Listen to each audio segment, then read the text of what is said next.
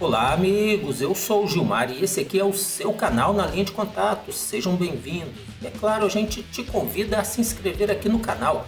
Convido também a curtir, comentar e compartilhar o nosso trabalho. E não se esqueçam de clicar aí no sininho. Isso aciona as notificações e você passa a receber um alerta toda vez que publicarmos um novo vídeo. E aquele amigo que puder e quiser nos ajudar a manter este canal, pode fazer a sua contribuição pelo Valeu ou pelo Pix, cuja chave a gente sempre deixa na descrição dos nossos vídeos.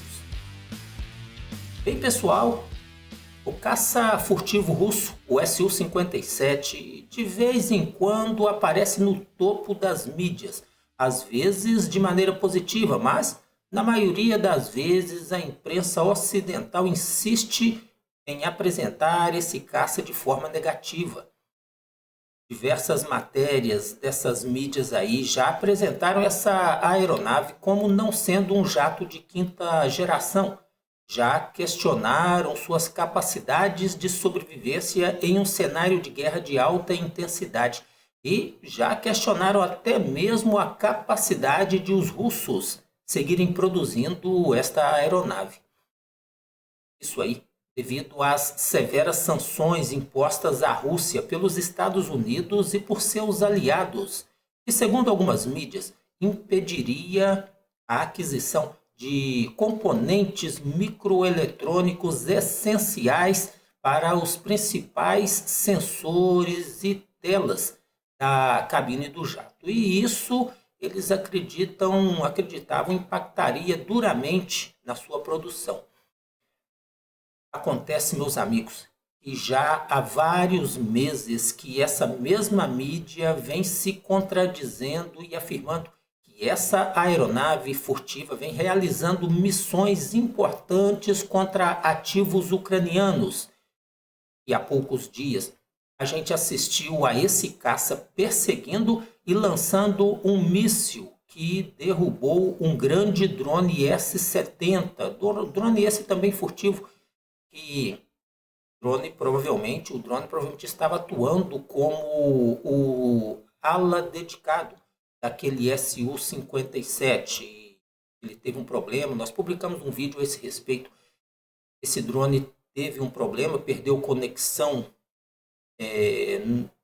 perdeu controle e foi abatido pelo Su-57 quando sobrevoava uma região dominada, controlada pelas forças ucranianas.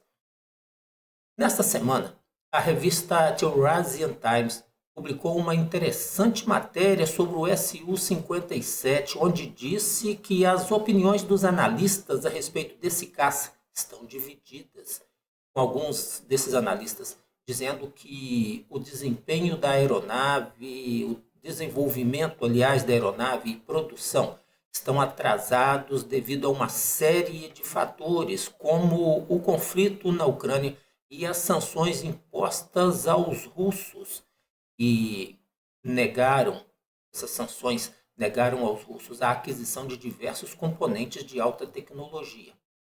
Segundo a revista, para compensar esses atrasos e manter a disponibilidade de aeronaves de combate necessárias às operações lá na Ucrânia, os russos aumentaram significativamente a fabricação dos caças Su-30 SM-2 e Su-35S.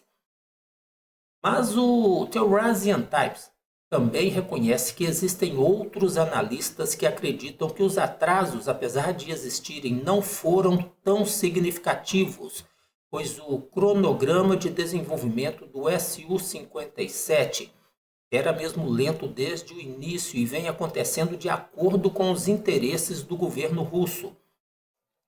De acordo com a matéria, parece que os russos resolveram a grande maioria dos problemas de tecnologia e resolveram os grandes gargalos na cadeia de suprimento.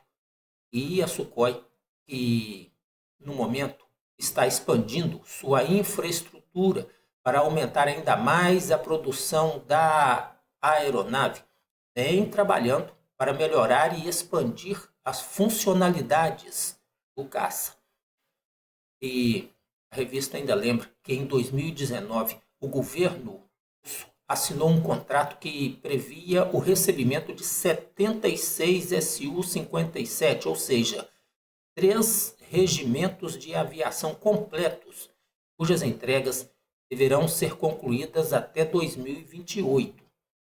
E, enquanto isso, os números de produção da aeronave vêm aumentando e, segundo a revista, a meta de produção para 2024 é de mais de 20 desses caças, apesar de algumas mídias aqui do Ocidente acreditar que os russos não conseguirão cumprir essa meta de 20 Su-57 dentro desse ano de 2024.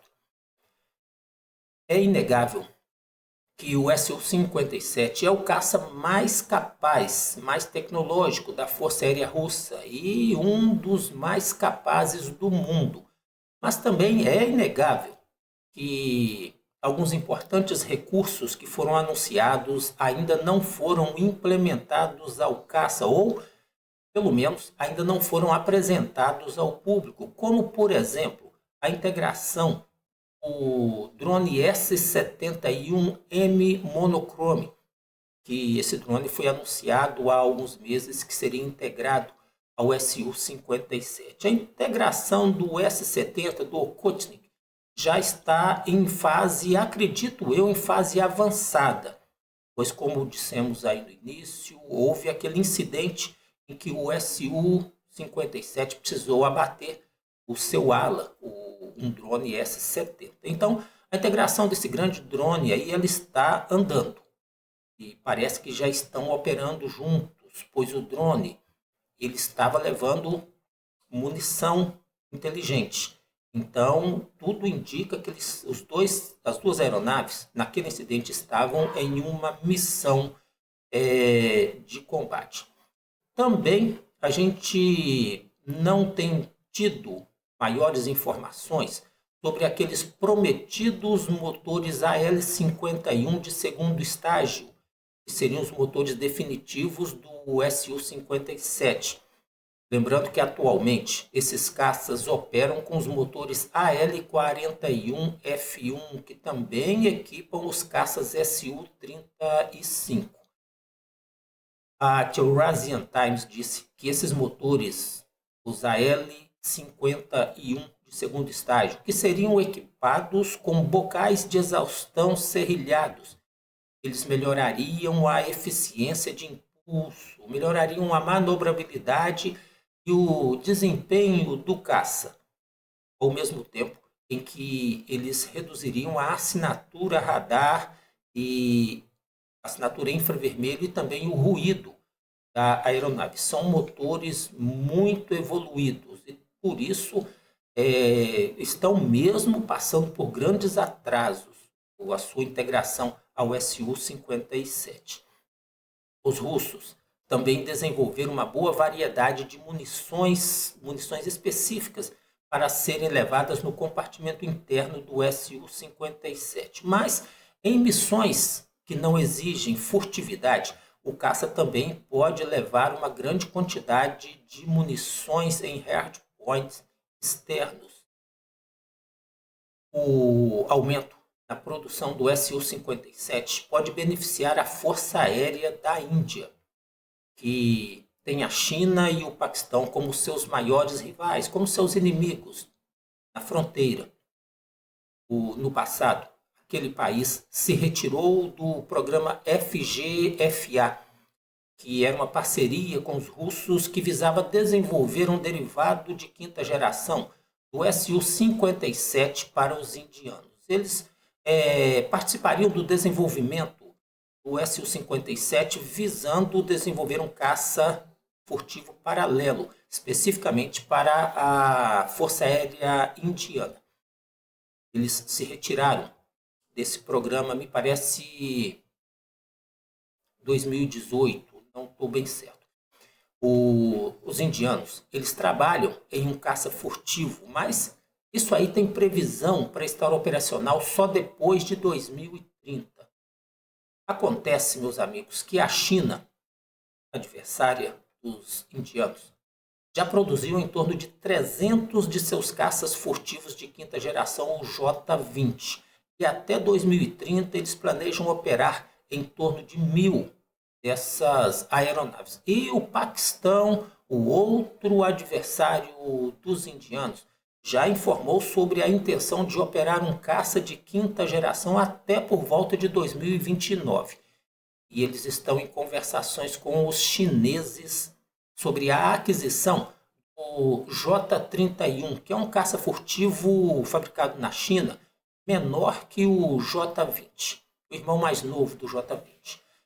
Também temos informação de que em torno de 200 profissionais paquistaneses estão lá na Turquia trabalhando no projeto do caça de quinta geração daquele país. Estão adquirindo conhecimento sobre caças de quinta geração.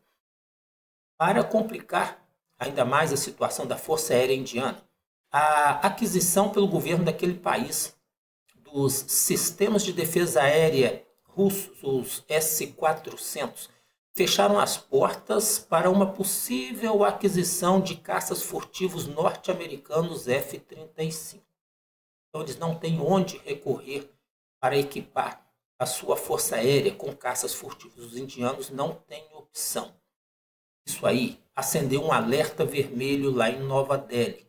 Devido a esse conjunto de problemas, alguns especialistas vêm especulando que, nesse momento, apesar dos riscos de sofrerem sanções impostas pelos Estados Unidos e por seus aliados, a melhor opção de quinta geração para os indianos continua sendo o caça russo Su-57, que já está operando e esse caça aí poderia se beneficiar do grande parque industrial indiano, o que, em tese, alavancaria a produção dessa aeronave.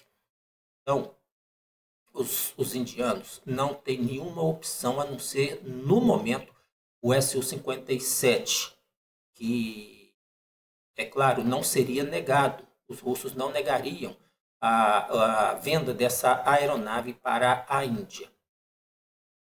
Pois é, meus amigos, e enquanto diversos países, a gente vê isso aí, estão caminhando rumo a parcerias para o desenvolvimento e aquisição de aeronaves mais avançadas, tentando fugir da dependência de alguns países por aí, o Brasil continua preso à aquisição de equipamentos militares sujeitos a sanções e embargos pelos Estados Unidos. E isso aí parece ter ficado bem claro, parece ter sido demonstrado recentemente naquela investida feita pelo Departamento de Justiça lá dos Estados Unidos contra as negociações, contra a aquisição dos caças suecos Gripen. Diversas pessoas e alguns sites viram naquela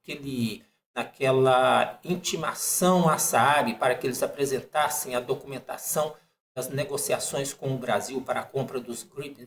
Muitas pessoas viram naquilo como uma forma de intimidação, pois existem muitas suspeitas quanto a negociações feitas pelos norte-americanos no mercado de armas.